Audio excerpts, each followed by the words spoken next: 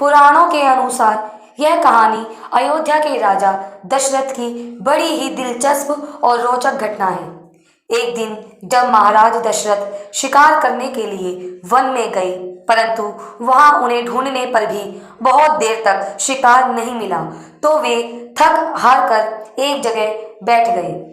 जब उन्हें प्यास लगी तो वे पानी पीने के लिए पानी की खोज में एक तालाब के पास पहुंचे। वह तालाब इंद्रलोक की अप्सराओं के स्नान यानी कि नहाने के लिए आरक्षित था, जिसका संरक्षण ऋषि शुंग करते थे।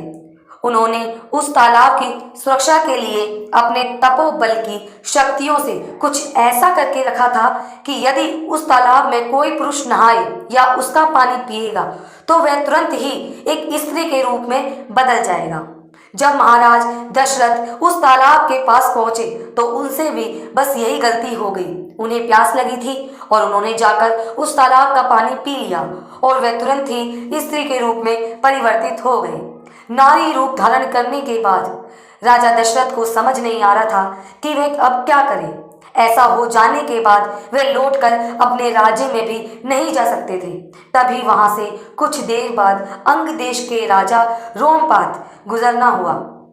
वहां से गुजरते समय उनकी नजर महाराज दशरथ पर पड़ी, जो कि अब एक सुंदर अप्सरा के रूप में बदल चुके थे। जब वह उनसे बात करने गए तो महाराज दशरथ ने बताया कि उन्हें अपने बारे में कुछ याद नहीं है।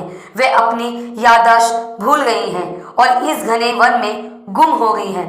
तो ऐसे में राजा रोमपाद उन्हें अपने साथ अंग देश ले जाते हैं और उनसे शादी कर लेते हैं। समय बीतने पर उनके यहाँ आगे जाकर शांता नाम की एक कन्या का जन्म होता है। बहुत लंबा समय बीत जाने के बाद अयोध्या नगरी में भी चर्चा होने लगती है कि महाराज दशरथ कहाँ हैं। तब ऋषि वशिष्ठ अयोध्या के मंत्री आर्य सुमंत को शोध कार्य के लिए वन की ओर भेजते हैं। वन में खोज करते करते आर्य सुमंत को सारी हकीकत का पता ऋषि श्रृंग के द्वारा पता चलता है। तो फिर वे वहां से अंग देश जाते हैं और नारी रूपी महाराज दशरथ को लेकर ऋषि श्रृंग के आश्रम में वापस आते हैं।